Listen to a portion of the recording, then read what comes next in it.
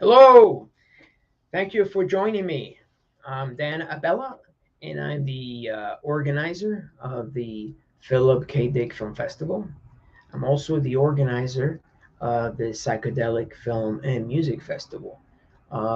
Every year, I put together these festivals with the goal of increasing awareness about uh, either Philip K. Dick, the themes that ran through his work, and the psychedelic dimension, whether it be plant medicine, meditation, other forms of altering consciousness. And I think at the end, the two are very much connected as a result. However, I don't want to talk about psychedelics today or want to talk about Philip K. Dick. What I do want to talk about is a concept that has been circulating in the media for a long that is called mass formation psychosis. Now, for those who are not familiar with this concept, it first hit the airwaves big time a couple weeks back during the Joe Rogan interview with the Dr. Robert Malone. Dr. Robert Malone is credited with having advanced some of the technology that's used in the mRNA vaccine, which is a vaccine, as you all know, is the one that delivers the information, the mRNA to inside the cell so that the spike proteins can be produced. Dr. Malone, however, has made some rather controversial comments about the vaccine itself and some long-term impact on our body. And although that's not really the theme or the platform of this subject matter, because I'm going to take a very nonpartisan approach to what's happening. I think there's plenty of people on both sides of the aisle that will argue for one way or the other. But my position is going to be more like the referee here, who's really looking at both sides and seeing who's making the mistake and who isn't, and where are they going a little bit overboard. And more specifically, I want to bring up this concept of mass formation psychosis, which actually it was coined by a professor of uh, Tobias Desmet at the University of Ghent. He's a professor of psychotherapy and psychoanalysis, and he has over 1,500 citations to his name, and he's written several articles on mass formation psychosis. Now, Robert Malone read that article, the various of his articles, and decided to talk about it during his interview with Joe Rogan. And the thing absolutely blew off. I mean, we have over 60 million people right now that have seen that interview. So for those who are interested in catching it, I don't think you can catch it anymore on YouTube or Facebook or any of that. You actually have to go to Spotify and watch it for yourself. I have my own opinion about the veracity of what Malone is talking about. However, I'm only asking you to go there and judge for yourself and really think for yourself, which is really the most important thing that I think we can take away when we are considering the where we are. We're in the midst of this whirlpool of data, information, and opinions, and so on. Critical thinking is the key thing I want to really promote here. Philip K. Dick talked about it, and psychedelic practices also enhance critical thinking, whether it be meditation or chanting or drumming. It's a kind of an integration. So going back to mass formation psychosis, well, that was originally coined by Tobias Desmet. I think maybe even like 6 months ago, 6 or 8 months ago. And what it refers to is the equivalent is, I would say, of mass hysteria or mass hypnosis. Is a kind of condition that we've seen throughout history. It's sort of like a psychic seizure that takes over groups and it holds them for a specific period of time. Now, you look back at ancient history, we can look back to Rome, for instance, ancient Rome, and the advent of leprosy. And at that time, leprosy was regarded, lepers were scapegoated and as essentially cursed by the gods. And there was an attempt to segregate them from the rest of the society because they inherently brought evil and negativity to the world. So we move a little bit forward through the Middle Ages, we come to the Black Plague. Same thing. Then we go to the Salem witch trials.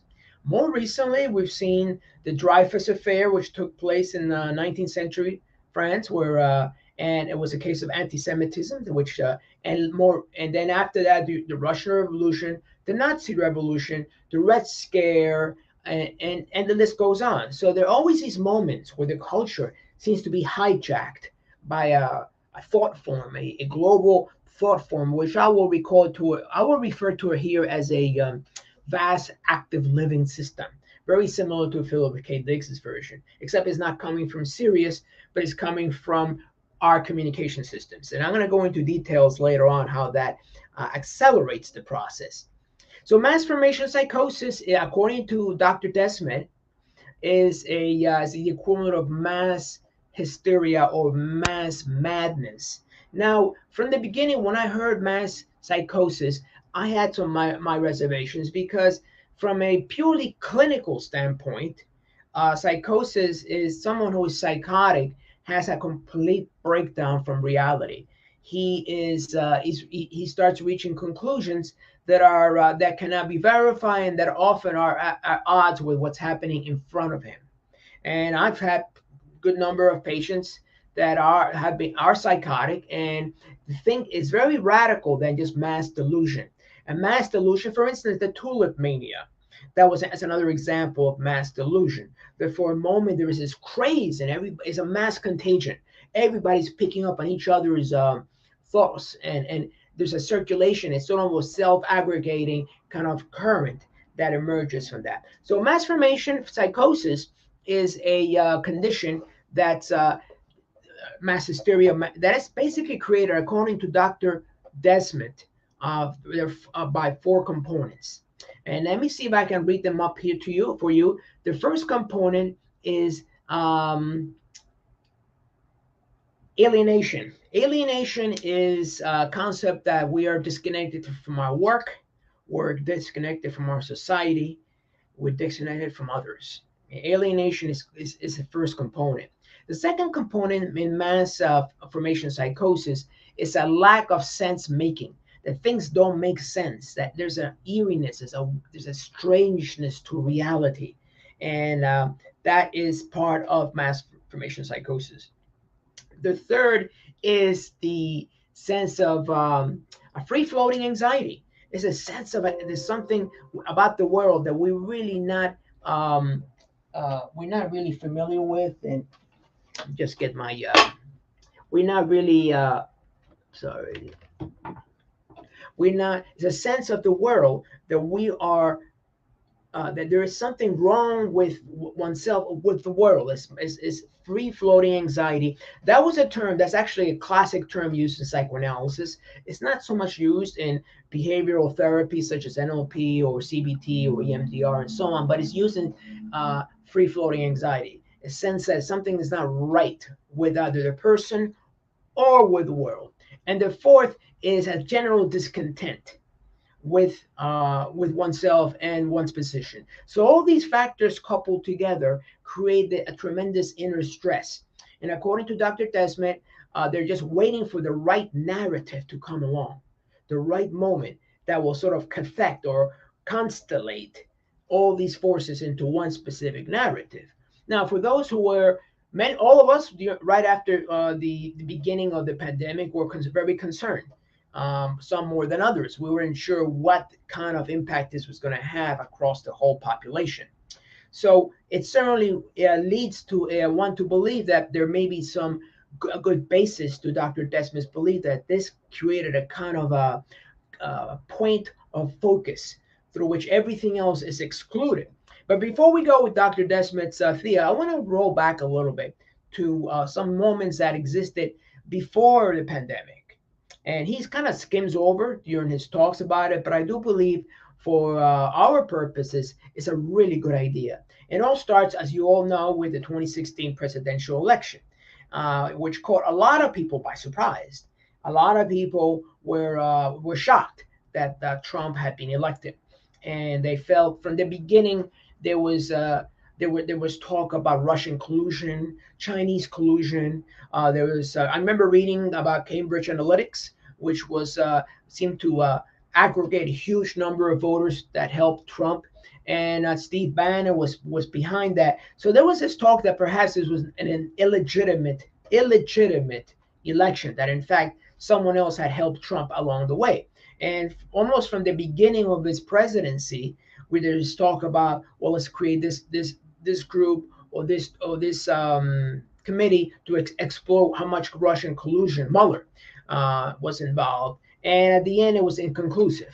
However, there was this sense that there's something wrong with Trump, that he was up to no good, that he's trying to change society, and certainly the way he behaves, it might show somebody that this guy is absolutely out of his mind. So there was some behavioral signals that he was giving that suggested more. But the fact is that 4 years, and there wasn't conclusive enough evidence to prove him otherwise. However, there was the impeachment, and he was kind of reined in, especially for the last year during his tenure. So there was this anxiety. There's something is wrong. There's something wrong with the country. Just keep in mind that in 2016, around that time, the New York Times had received a huge capital infusion. It was losing money because everything was going to digital, and so the presses were looking for an angle through which they could sell more papers. Now, when Trump was elected, it fell right in their laps. So as Trump once said, the New York Times and myself kind of help each other out. And there's a little bit of truth in that. In fact, if it had been a very boring presidency, New York Times would probably have lost a lot of money. But that really it's a little astray from what I'm talking about. In addition to the Trump presidency, we also had these various attacks and various incidents throughout that program that led to a kind of an awakening of sorts, of people questioning the media. Now, this is the problem, though. The mainstream media decides around 2019 through the Trusted News Initiative to essentially start focusing on misinformation, because Facebook and Twitter and other channels started getting a lot of heat because essentially they were creating these echo chambers, as referred by the media, and silos of fanatics, essentially people that just believe one way and that's it. So essentially, the Trusted News Initiative was developed. It came around 2019 to try to challenge that, to look at news and really start filtering information so that it wouldn't go off the track. So here we are, various components that are being assembled during from 2016 to 2020 that suggested something else was happening. Now, in addition to that, there have been various books that have been written. Barbara Ehrenreich, Nickel and Dime is a classic book. How a lot of Americans really felt cheated by the system. A lot of the Americans felt that they were not being represented. And most of them came from quote unquote Trump country. They didn't come from the East Coast or the West Coast. They came from the heartland. And there was a sense that the New York Times bureaus didn't spend too much time in Missouri or Alabama or Mississippi or so on. That was focusing on the left and the West, and it's still, unfortunately, still happening today. There's a lot of that truth. So from the beginning, there was also this sense the rise of the elitists, which is groups of self-appointed groups, both on the East Coast and the West Coast, that essentially talk down to people because they're not smart enough, they don't know better. Just remember that old statement by Obama about well, they just love their guns and religion. Regardless how truth is that's just something you just don't say. Already there was this kind of confrontational attitude, but it certainly is exacerbated during the Trump years. So already there is some degree of polarization. While the alt media, or even basically the internet media, was focusing primarily on presenting alternative models to what was happening, whereas the mainstream media seemed to support democratic-based agendas. So here we are, already there is this kind of dialectic that's being created between one media group and another. So come to 2019, you got the Trusted News Initiative, and then 2020, around that time is when you start having this discussion about these various these various developments during the COVID pandemic. Now, I remember when I was here and I was here in my office, I had a couple of patients that acted in a very, very strange way. For instance, one of them had, I couldn't reach her for weeks at a time. and I had been dealing, I've been working with her son because he was suffering from intense anxiety attacks. And I tried reaching her and contacting her, and she said, no, I cannot talk to anybody. I'm keeping my son safe. And this kept on, and other patients of mine reported the same kind of attitude. So I started wondering whether there's something else that's being created. Now, in my book, The Theater of the Mind, which I wrote and publishing back in 2021, I talk about the convergence of communication systems to create what I refer to as a visionary, parapsychological consciousness. Essentially, it's almost like these systems are communicating with each other, regardless of the source of the communication. For instance, today an example that would be algorithms, right? How many times you say you're applying for a loan, and it's no longer the loan, the bank agent, but an algorithm. Or let's say you want to get your credit score, it's an algorithm. So algorithms essentially are communicating with each other. So in my model, which I talk about in the Theater of the Mind, this is come as a third consciousness begins to emerge. A kind of a consciousness that is essentially developed through multiple communication systems. And this is I noticed that really amped up in the early in the pandemic. For instance, one thing and I have an actual YouTube clip from back in early 2020. One of the things I noticed about it is that from the minute they announced the lockdown, there was very little talk about immunity. I would say, well, what we got, take D3, vitamin zinc, vitamin C, vitamin E. There was no talk about that, none at all. I mean, and I was saying, well, this is something that everybody should talk about. I mean, because although it's true that this virus seemed to be a different kind of virus, it's always good to strengthen our immune system. And almost every doctor you talk with will say, yes, you got to take vitamin C, vitamin D, especially D. During the winter months, we tend to be deficient in vitamin D, D3. However, it was very little talk about that. And I'm asking myself, how come they're not really mentioning this in the paper or in the talk? 3 or 4 months later, they started talking a little bit about it, but not in the beginning. So I said, well, there's something going on here. They're not really addressing the collateral damage of people being anxious in a lockdown state. Instead, they're just focusing to repeat the mantra after me, which is 15 days to flatten the curve, build back better, safe distance, 6 feet away. So it was very stressful for everybody. In fact, Marc McDonald, who is another writer that I mentioned here in this in the blurb, regards this is a kind of cult type environment. We are asked to be shut down, stay at home, don't talk to your neighbor, wear your mask, fear coming through the phone, through television, through the computer.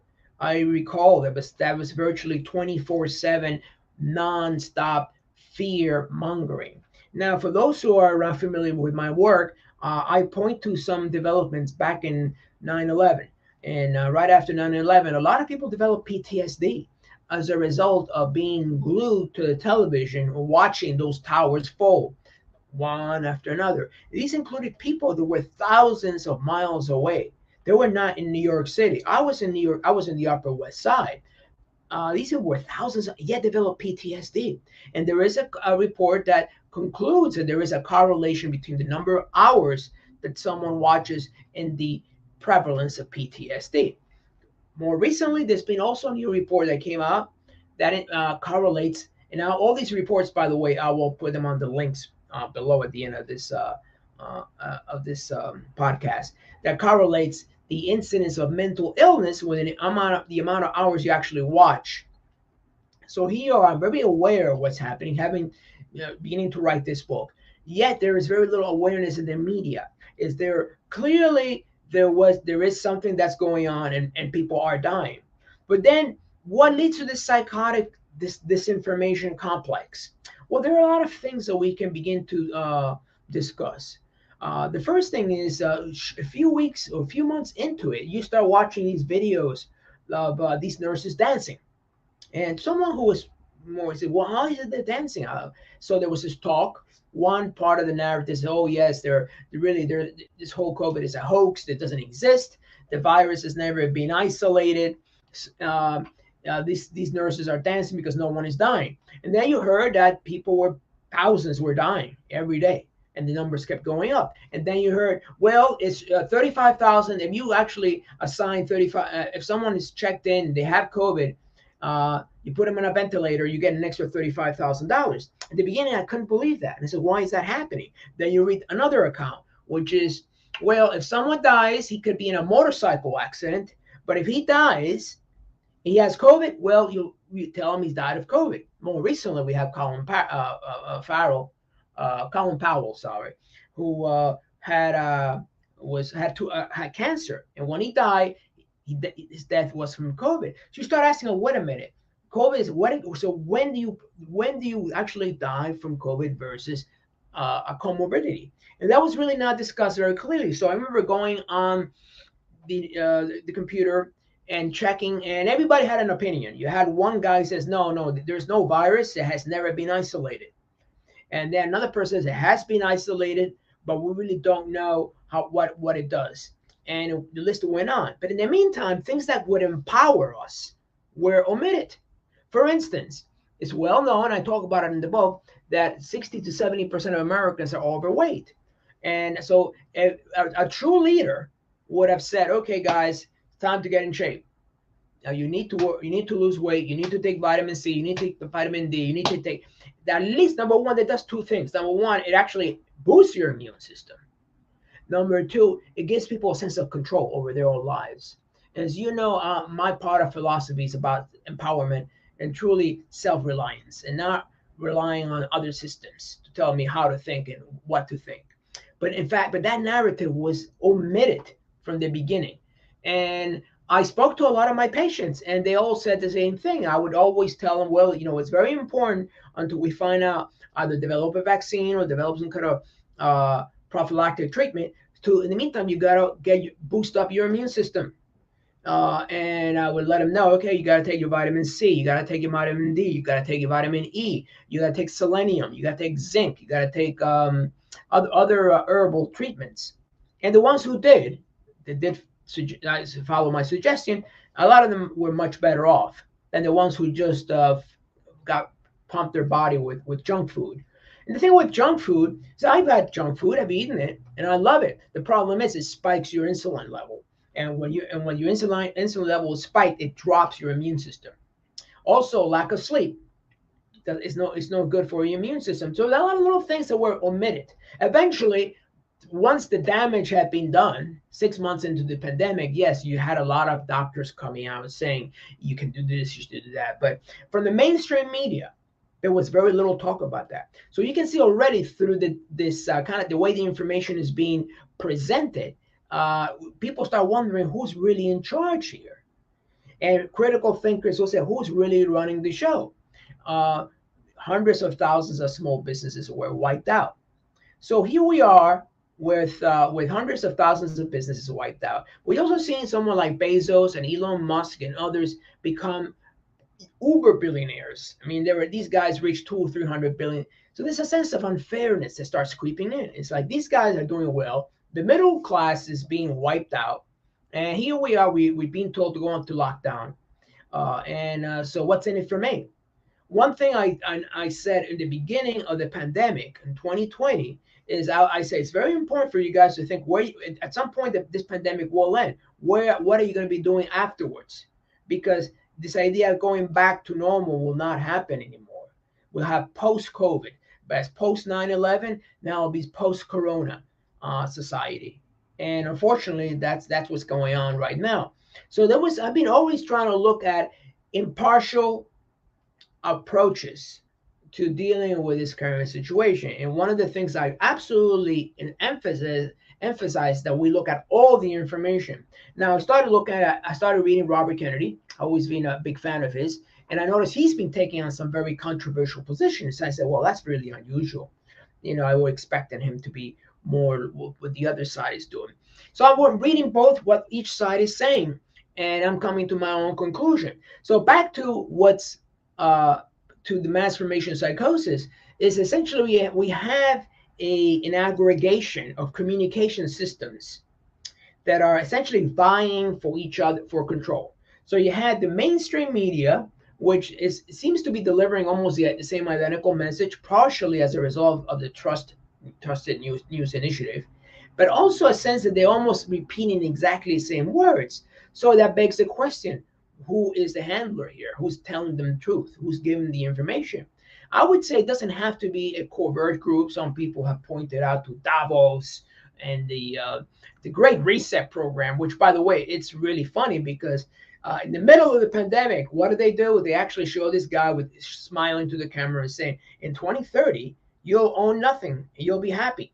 This is like the worst marketing campaign ever, because someone who the last thing you want to people who as Americans we value ownership, whether ownership of a home, ownership of a car, ownership of something, and to be told you'll be happy suggests a different agenda. Now, it's very well be this could be a marketing ploy, but it was terrible. It's a kind of technocracy which is disconnected from the needs of the average people. And I think that's always been the problem with a lot of the elites. They spend too much time in their ivory towers and they don't really come down to earth and work with the people. I mean, when I work with some of my techniques in NLP and EMDR, I often come across a lot of resistance, and they tell me, "Oh, this is not there's not enough evidence-based protocol to advance this particular technique, or there haven't been enough double-blind studies to do this." And I would say, "Look, I work with these people, I use this technique, and 9 out of 10 times it works." And it will take maybe years before we have enough double blind experiments to do it correctly. For instance, a good friend of mine who is a pediatrician will say, yes, it takes sometimes up to 20 years. So are you saying, are you willing to sacrifice a whole generation to wait for the evidence-based protocol? You got to help people now. For instance, people are suffering from PTSD. Before the pandemic, it was out of control. Maybe I would say about 1 out of every 11 Americans will come down with PTSD sometime in their life. Now, I believe the percentage is much higher. In fact, I believe that most of the population has some sort of trauma. That's why I call this national trauma and mass formation psychosis. Trauma can exhibit all kinds of symptoms, whether it be restlessness, a lack of proper sleep, anxiety. We've been bombarded with so much negativity and so much bad press, so much misinformation that a lot of us are in a weird kind of what's referred to as a fugue state. So, and that explains this kind of a knee-jerk reaction that a lot of people will have when you say take one position, and then the other side will say no, and then take very violent, because essentially they're acting out of their emotional self, no longer their cognitive self. The emotional self, which is essentially being hijacked by this narrative and also by the trauma itself. It's what's leading to the ideological differeces. For instance, even at this stage in the game, recently there's been an idea of calling one group of people ideological, and that's why they don't support this particular treatment. Now, I tend to believe the reason they're not supporting it has to do with trauma, not and fear and anxiety. And it has little to do with ideological positions. An ideological position can be argued, but when it's rooted in trauma and pain and anxiety, there's nothing you can say to these people that will change their mind. And you can see it on both sides of the aisle. So if I talk to an anti-vaxxer or a vax choice person, he has a particular position, and that's that. There's no way he's going to change. And then you talk to the other side, the ones who've taken the vaccine and nothing has happened. Now, I can tell you from personal experience, I recently spoke to two women whose both sons have myocarditis. They developed shortly after getting the injection. Now, we've been told that myocarditis is very rare, very rare. Well, I mean, I'm no statistician, but I do find that it's very unusual that I have to have a certain number of patients, and out of those, a few of them have children, and out of those, 2 develop myocarditis. Well, maybe something else is going on that needs to be explored. So this idea is very rare. If it's so rare, how come I happen to see such a large sample within a short period of time? But this is anecdotal. The point is that in order for us to move forward as a group, as a nation, we've got to heal the wounds. And right now, there's very little talk about healing the wounds caused by the pandemic, by the pain. Hundreds of thousands of people saw their loved ones die in front of them. They couldn't say hello because they were either in nursing homes or they were wrapped up in some kind of plastic. And this we talk about unresolved grief, unresolved trauma. A lot of people are still wondering what's going to happen in 2022 for them, or 2021 after the pandemic is over. Have you ever asked yourself what happened to all those hundreds of thousands of middle class jobs that were wiped out? And no one is talking about it. It's not the New York Post, the New York Times. Nobody's talking about it. So maybe there is good reason, but you can see why there is this. There are some groups that might opt for a more alternative version of reality, such as this idea that we are essentially the middle class is being wiped out intentionally, so that you can buy, so that the big boys can buy these properties pennies on the dollar. And when you look at the facts, I'm seeing here in New York City, there's a lot of truth to that kind of logic. Catherine Austin Fitts, who was a secretary to the housing, assistant secretary to housing and urban development, spoke about trillions of dollars of unaccounted that have been essentially siphoned off pension funds for the last 30 years. She's no conspiracy tinfoil hat. You can read her. She can go to Solari Report and read about her. In fact, in the book, the Theater of the Mind, at the very end, I have a play where I interacting with a veteran, and he cites her. So there's a lot of information that's really that doesn't add up, and that's the I don't want to reach any conclusions here, but it just doesn't add up, and you have to ask yourself, well, how will it add up? Can it add up? Perhaps we just run by a bunch of incompetent people. Perhaps the CDC, the FDA, Fauci, they all just don't know what they're talking about. I mean, clearly they seem to be changing their minds. So many times people have lost track. For instance, the beginning, you couldn't even touch anyone. You couldn't touch a subject. That might be contagious. And then later they said, no, it doesn't stay on the surface of anything. Then, you got to keep 6 feet away. But they said, no, 6 feet is too short. You got to be 12 feet away. Somebody said, no, you got to be 18 feet away. They kept changing their mind. But this is the problem. When the information, the quote unquote truth, gets changed, that creates a hypnotic effect. When day is night and night is day, and that keeps recycling every time, that creates a hypnotic effect. In fact, one characteristic of psychotic patients is what's referred to as double bind structures. So yes is no, no is yes, and they're in a state of paralysis. So we've been fed information. Perhaps information was just evolving over time, but at least it could have said that. But instead, they just gave it with the certainty of fact, when in fact even today the information keeps changing. So we need to understand that what we're receiving through the media is filtered through the lenses of the special interest groups that are promoting that. It's well known that Pfizer supports Anderson Cooper, and a big percentage of the revenue that a lot of companies receive, especially mainstream, they come from big pharma. In fact, the U.S. and Australia are the only two countries where pharmaceutical companies can advertise. So, this creates a sense of an opportunity. So let's understand very clearly that there are money interests here and keeping the narrative going. You have the New York Times losing money in 2016, so they were ramping up this idea that the election was stolen, that Trump was essentially a Russian mole, and so on. And now you have big pharma pushing money interests. Now maybe that's the way it always worked. Now it's much worse, or maybe now our eyes are being opened to that. But I want all of you to really think very critically about the information that is being given to you, because it clearly it varies from source to source, and there's a reason why it does. There's often conflict of interest. For instance, when after Robert Malone has his interview with Joe Rogan, there was a fact check from Reuters that said that it suggested that Mrna really didn't have authority to speak of that. But it turns out that Reuters is actually sponsored by Pfizer.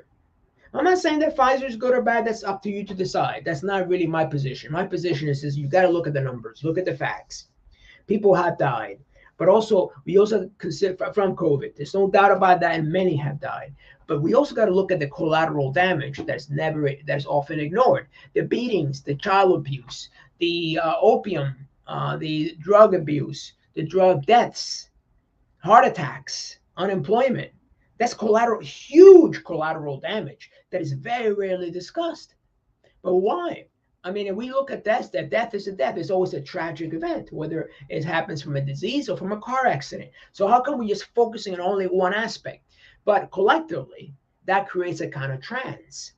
When you just focus on one specific subject, day in, day out, never ends, it narrows your field of vision until it's a tunnel. In fact, Robert Anthony Wilson, who was a good friend of our Philip K. Dick, talked about tunnel vision, or beliefs are tunnel visions. Because, for instance, right now, let's pick up any paper. It doesn't matter what paper it is, right? The current pandemic is all they talk about. So, economy, very little. Unemployment, very little. In fact, we have a booming economy. I hope you know that. Everybody has jobs, right? But that's a subject for another discussion. But the point is that there is a kind of a narrowing of field of consciousness, and that's classic hypnosis. That's done through the media by focusing on one theme. Essentially, I would call this a COVID-centric 2 years. Everything revolves around COVID. This is essentially around everything revolves around the leader. It's a kind of a big brother approach, whether intentional or not, really secondary, because the kind of emergent phenomenon that's being created through these various systems of communication, which is the subject of this book, which I'm writing, it kind of mutes that point. It doesn't matter whether it was Davos supporting Trudeau and Macron and coaching them, and which is actually true. It doesn't matter, or it's a communication system. It's a kind of a third consciousness. By third is I have my consciousness, your consciousness, and this is third consciousness, which is precise. That is essentially a kind of pseudo AI. It's not quite Valis for those who are familiar with PKD, but we're getting there, because essentially this is run through systems. It's beyond our control. So there is this third consciousness, which is essentially shaping the kind of narrative that we are being fed.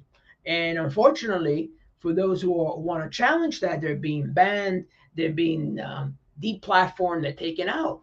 And sometimes they're not really saying much. But right now, there is this idea that anything, even using the word pandemic, might get you deplatformed, which is insane. It's like, why do that? Why are you afraid of the truth? You know, in the Testaments, the truth shall set you free, but they seem to have forgotten that.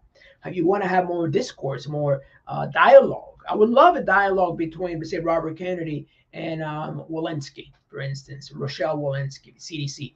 I would love that, because if you listen to him, he's got some really good points, but she's got some interesting points to say too. So it's not like, okay, one is, no, all between Walensky, all between Fauci and Kennedy, but you're never going to see that.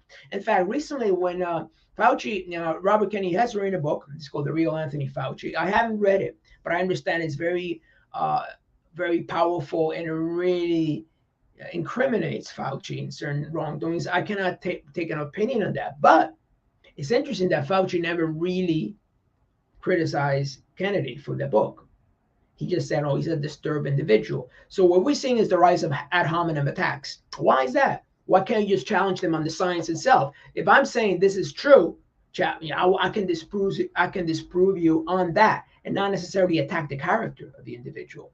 So you just look at that. So the ad hominem versus critical thinking, scientific thinking. Now, no one has a monopoly. I want to emphasize, none of these people have a monopoly on the truth. It doesn't matter how compelling one group tells it. They don't. They all have a vested interest. Remember, follow the money. Who benefits? And almost everybody's gotta survive. So sometimes they will be pushing a particular narrative because they're gonna get more eyeballs, they're gonna get more views, they may even get a sponsor. Who knows? That's part of it. In fact, there's very little real science going on today. It's mostly corporate science, and unfortunately. And that's something that Tobias talks about in his in mass formation psychosis. So basically, let's go back to the 1920s, right? You had the rise of Hitler, mid 20s, mid 20s to late 20s, early 30s.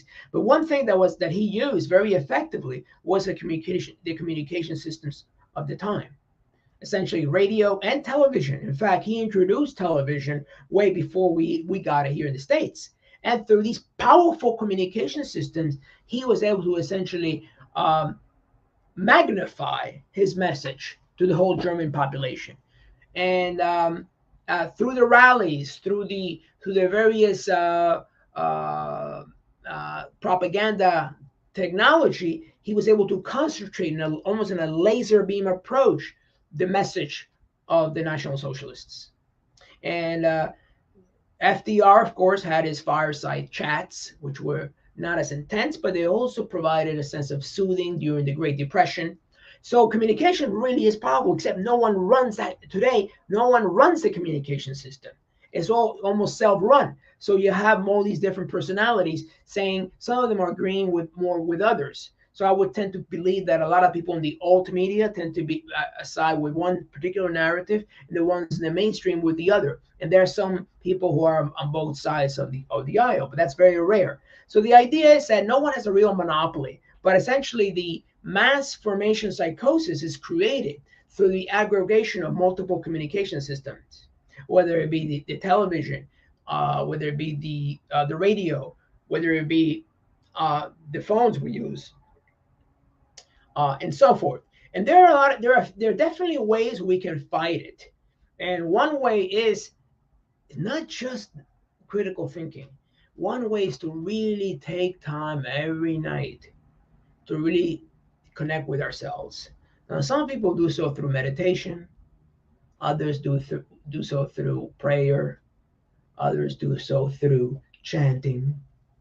If you have someone, a significant other, that helps. You want to create a space of where you can really be yourself, and you can. If there's any anxiety or any stress or any anger, let that come to surface and create that. Be with the anger without identifying with it. That's the key thing. That's one of the main principles of mindfulness meditation. Be with it without identifying. Allow the anger to be, and you can still step back and be with that anger, as you're being with, let's say, a little boy or a little girl, growing up. And mindfulness is good.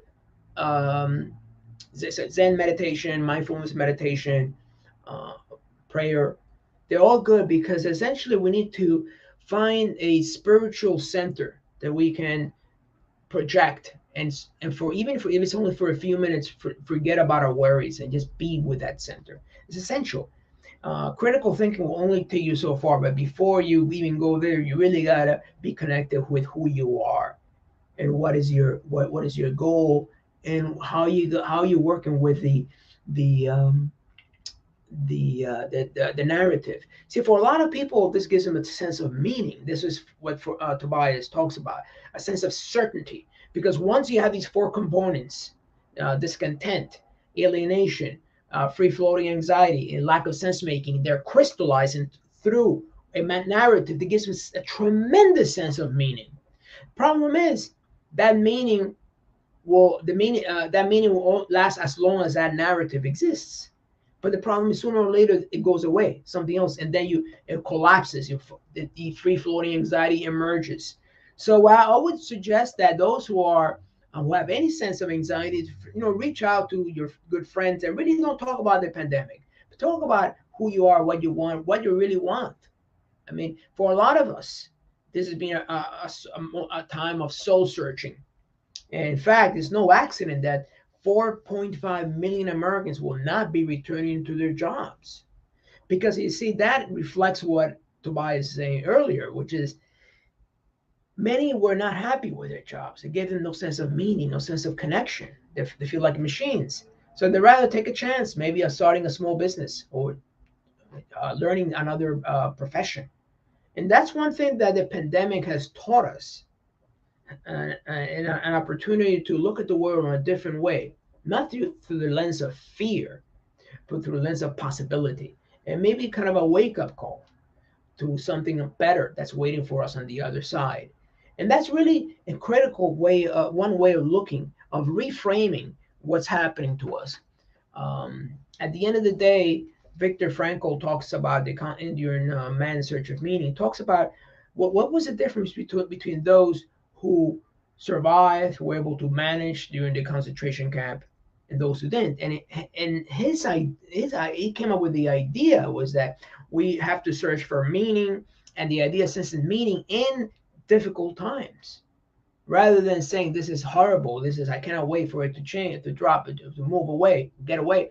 Just find meaning. And meaning is done generally through work, some kind of activity that gives you a sense of who you are, that replenishes your soul, that nurtures and nourishes your soul. It's no accident that a lot of us were not allowed to go to church or a synagogue or a temple or religion because as a result of the lockdown, and attendance has gone downhill. We also social creatures, and it's important that we really reconnect with others. And unfortunately, I think one side of the impact, the after impact of the pandemic will be for many of us will still be wearing masks even after the pandemic is over. I've seen people that are running in the middle of nowhere and with their mask on, or people are driving inside a car, windows are have been closed, they're wearing a mask. That is a kind of strange behavior that's being elicited when massive pressure is being born. Um, Another writer who talks about the state of fear, she mentions that talks about the pandemic and the lockdown. It was very reminiscent of cult-like conditions. You're being shut down. You cannot step outside. The you cannot talk to your neighbor. You must wear a mask. These are limitations on our character that sooner or later begins to shape not only our behavior but how we organize the world. It essentially is a closing in of reality, and by closing it in, we are unable to relate to others in a different way.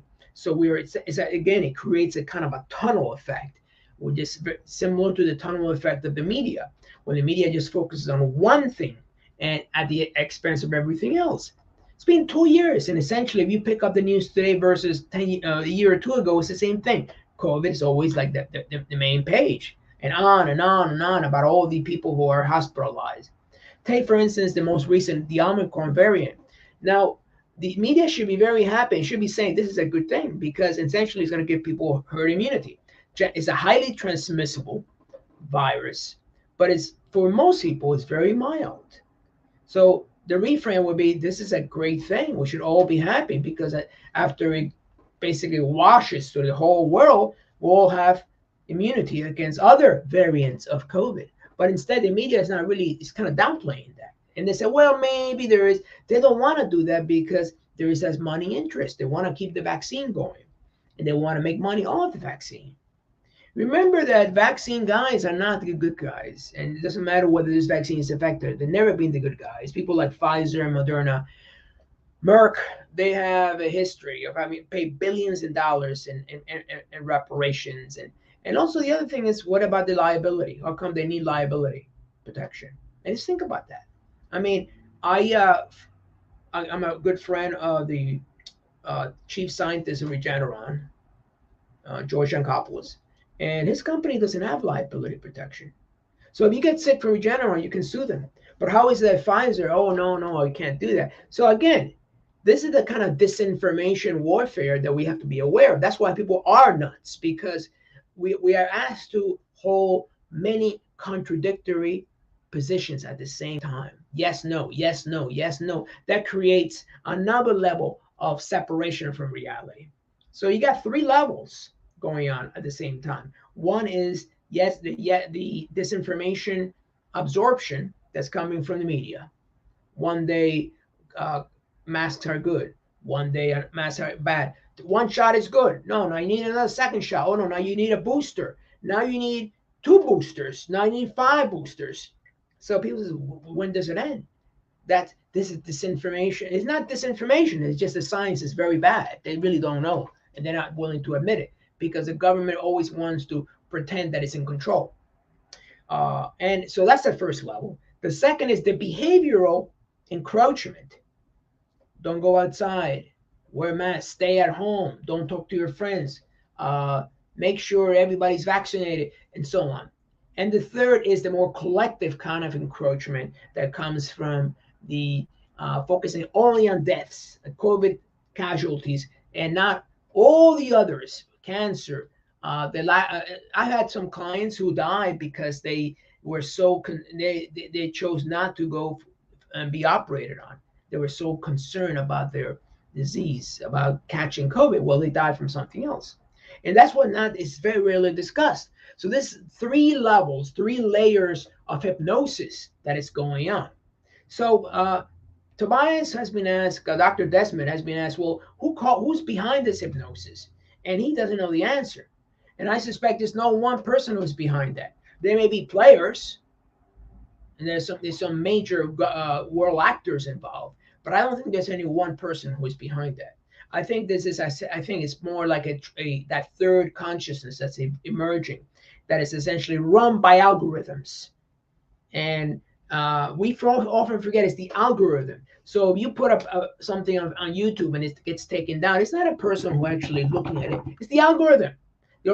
There is this talk about AI, and especially in our festival, the AI is taking over. The AI has taken over already. It's kind of rough AI. It already has. It already. It's not like, oh well, it has, and so many decisions. It will continue to involve other decisions, and that's something that we need to be aware of. Yeah, this is not a digital device; it's more of an analog, slowly, and we're seeing that. So that's something to. But at the same time, we also still have some personal sovereignty to be aware of and really connect with others, and that's something to really keep in mind. We really are at a juncture. Hopefully, Omicron will be the last of the variants, although I know they'll try to push something else. But I think that one thing that we really need to be aware of is the necessity to create or have always critical thinking, look at all the information, and not just focus on one theme, on one narrative, on one person, because they don't have the answer either. We're grasping at straws. We really trying to put together something, and we really don't know. But each one of us can come up with enough data with a narrative that it feels right to us. And that's the key, because when it feels right to us, and it also feels that we're doing the right thing, the anxiety will slowly go away. In addition, of course, to practicing prayer and meditation and other forms of relaxation that will connect to who you are. It's really critical. We really are at a point in history where we really need to step back and look at what's been happening with a more critical eye, and see how this is changing. And really, you gotta walk away. Who benefits from this? Number one, who benefits? Right? Follow the money. Who's sponsoring this? Who's promoting this? These are the kind of questions you want to ask repeatedly as you begin to explore this narrative that exists. Now, in the red states, they're a little bit more laid back about it, and it's no accident that the blue states have more, because that's where the concentration of communication systems exists. You see, if you're a farmer out there, the few that exist, you probably don't watch television too much. You probably don't spend too much on the computer. You're probably not on YouTube or Facebook or Telegram or whatever. You're just not. You just look at the world, and people in cities, whether it be New York, San Francisco, LA, Chicago, they tend to be much more, their lives tend to concern much more around technology. And although technology has a lot of things to offer, it also creates this third consciousness. So if you fall behind, if you kind of like distance yourself a little bit from that, perhaps even take a break from technology once a week. And that's hard for a lot of people. In fact, many young people today will cannot even take a break for an hour from technology, let alone a whole day. But that's probably good for our minds. Be a break from it. Reality is out there. Now, it's no accident that Mark Zuckerberg talks about the metaverse. And there's been a lot of talk about it, about monetizing the metaverse. But think about what that means, be greater immersion into technology. The whole world is out there for us to explore. The world inside our minds and the world out there. We really don't need a metaverse except that for a minimum level of activity, if any. But yet it's being promoted because that's what the big money is going to be promoting that. So this struggle, what I refer to fight for the human mind or for the soul, is going to continue. It took initially you had these various players back in the 50s. The MK Ultra project, for instance, which was a major mind control project, was involved. And but I think everything's out in the open. You just got to keep your eyes open, and you'll see what they're doing. In fact, there were some reports that came out that from Sweden that the government was using psyops to stop quote unquote disinformation, but they're still using psyops. So they're admitting they're using psychological operations on the population to stop them from listening to certain recordings or certain podcasts or face and so on. So it's out there in the open. And that's the interesting thing. If you just look at it, you'll find out. But a lot of people don't have the time. But I would say it's more important to consider the implications if you don't do it than if you do it. You just got to do the research, and you'll find that there is you can draw your own conclusions and be able to. And one thing that Marc McDonald, this is another doctor that I've been reading, talks about the United States of Fear. Talks about is if you come across someone who is very narrow-minded on his position, um, whether it be in favor of vaccines or against vaccines, and you feel they're very rigid, instead of trying to argue with them analytically or dialectically, I would say focus more on the fears. As I sense you're feeling a little bit of anxiety right now. You sense a little agitation.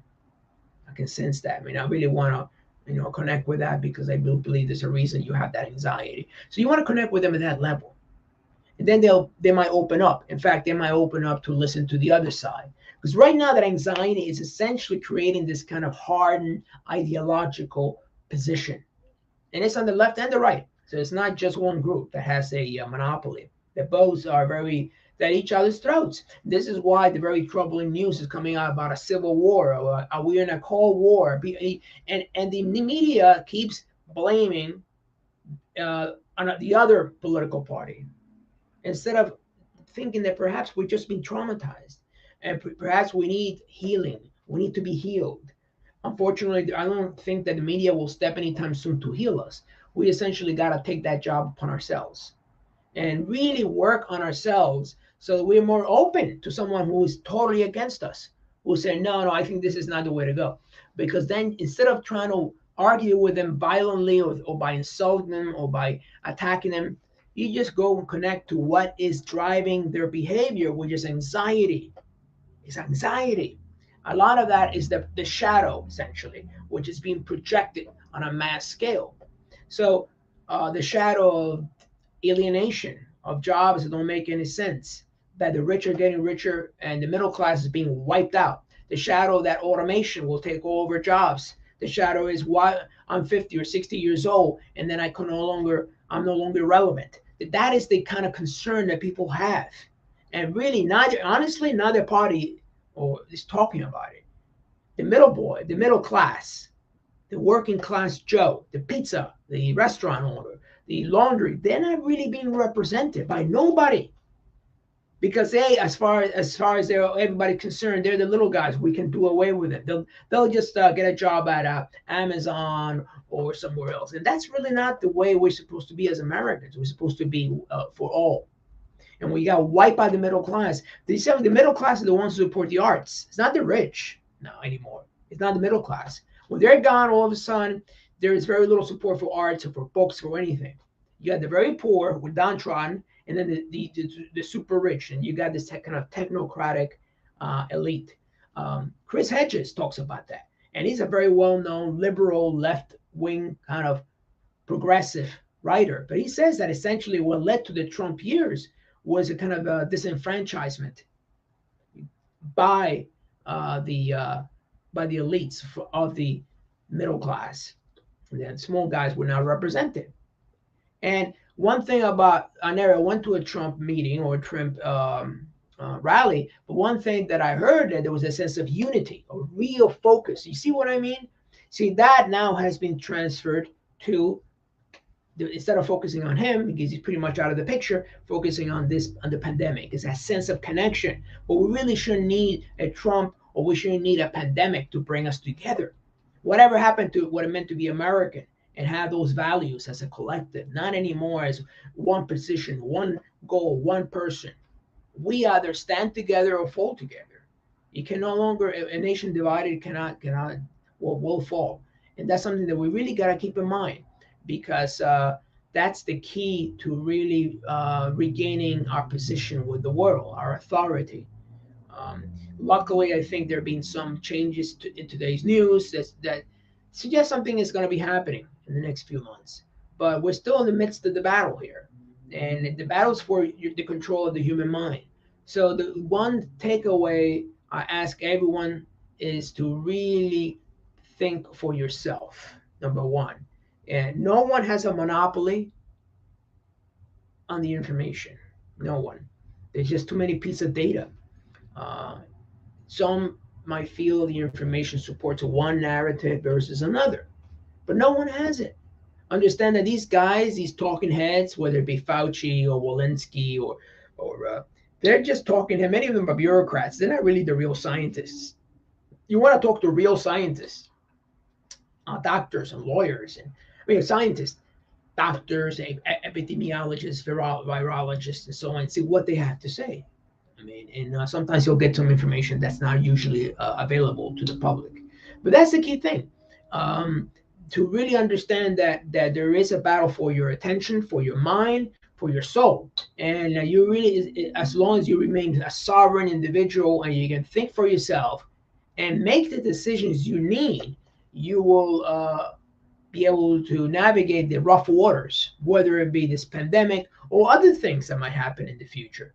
That the media may want to drum up some other drama that pulls us again back from ourselves, back from our daily lives into something we really have no control. We're just spectators. The key is you want to become the director and producer of your own life. So you want your life to be so exciting that you don't think that this is in the background. And that's the key thing. Find out the things in your life that may have meaning, that have relevance, and that really make you feel alive. In a previous talk, I mentioned this idea that their life, essentially, life leaves clues. You look at all the clues, all the things in your life that, when those moments you really felt alive, maybe it's time to put them all together and find out what pattern emerges from all that. Maybe now is the time to step forward and create that kind of world that will give you a lot of meaning. So when you have that reality, when you're in that reality, you'll be a lot more, your immune system, both physically and psychologically, will be stronger, and we'll be able to deal with all the challenges of what it means to be human, rather than rely on technology as a clutch, as a kind of chaperone. And that's, at the end of the day, we are human. We're not machines. We have more than just mechanistic systems. There's much more to that. And we really begin to understand who we are. And then that gives you the power to move forward and to deal with whatever comes up, deal with adversity. And that's when true freedom truly emerges. Freedom is something we have to earn or re-earn, because I think we've given away too much of our freedom to others, thinking what others are thinking, what are they saying. You got to make those conclusions, draw them out based on yourself, no matter what the consequences are, and really move forward with that. And that's the key thing. The takeaway from this program is to really Philip K. Dick would have supported that, because I do feel that although he had some challenges, I think he felt there was especially during the Nixon years. He felt there was a trampling of democracy. And I think something similar is happening right now before us, but not through the administration, but through the corporate elites that are trying to push a particular agenda. Some people call it a new world order. Some people, I call it just the third consciousness. Something is there. You don't have to necessarily follow a conspiracy theme. All you understand is the aggregation of all these information flows is leading to a kind of vast, active, living system created by these systems that kind of regulates everything, an auto-regulatory system. And I think that's what we're seeing right now. And we don't need to look for any one specific person who's behind that, kind of a mastermind. That's the old style way of thinking. It's something a lot more complex. We're dealing with complex, chaotic systems right now. And that's the thing to remember. But at the end of the day, it's all about you and your ability to put together a world map that will inform your reality and will enrich your reality and will make you a powerful human being, and be able to shine like all of us are meant to be. And so for those who have not picked up the book, it's called The Theater of the Mind. And I'm focusing on techniques and more specific ways of deprogramming ourselves from all this stuff. But I think I'll be putting out another book very shortly that focuses more on what's happening right now. So look, this has been a little bit of a serious, but I think it's important, it's warranted, because we really need to have this face-to-face conversation, really about the nature of reality and how do we move forward. I've always been very suspicious of any one group dominating the discussion. We really, at the end of the day, we are fair Americans, and we are fair. We should give the other side an opportunity to share, and that in ourselves as well. So if we have parts of us that are at odds with each other, start by acknowledging them. Start by saying, yes, it's a part of me that likes to do this, and a part of me wants security, a part of me wants freedom. How can I work the two together? So and this is the thing. So when I talk about the theater of the mind, the theater of the mind is not just an external, but it's an internal process. So whatever is happening outside is happening inside your mind. And but the great thing about it is you can step up and start shaping that to your liking, to your image, to your own image. And as a result, we sort of copy our creator. By doing so, we honoring our creator, and we become more like him in our ability to start shaping that internal world. So we don't no longer drawn by these trivial things or things that are important to others but not to ourselves, and really become sovereign human beings. And as Americans, we've always proven to be people like this. And I think it's time to step up and to really be the kind of self-reliant individual people. We rugged individuals. The legend. It's time to step up to the legend and really be that kind of person. I think we all have that. We just have to wake up and really make that happen. And I think that very soon we'll do that. It will be a slow process. And some people are waking up more than others. But I think we really need to make it happen, make it the central mission. And anyone who thinks that this is the end, that COVID and they'll be back to normal, is probably in for another surprise, because I don't think that the powers that be want normal anymore. The press certainly wants more drama so they can make money off the drama. The administration wants so they can stay in power. The corporation, they want it because so they can make more money, and so on. It goes on. They have a nice trick now. And I'm hoping they don't realize that we can fall for that same trick twice. So, and I think we're all being to learn and have a careful eye on the ball. So thank you for coming and tuning in. Again, I think I felt that it was very important for me to share, because especially with some recent developments I've had with some of my clients, and I realized we really need to have a talk about this kind of a hypnosis has been created on a world scale. It's not just the US. In fact, other countries is much worse. In Austria, if you starting in February 1st, they'll throw you in jail.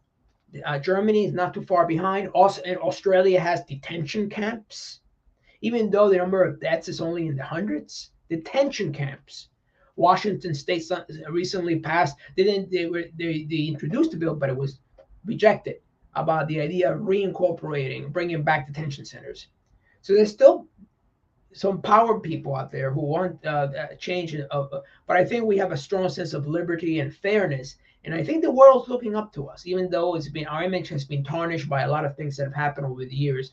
It's time for us to really be the example, the role model we have been called to be as Americans. So again, thank you all for coming, and look, you have a good night, and enjoy the rest of your day. Bye bye.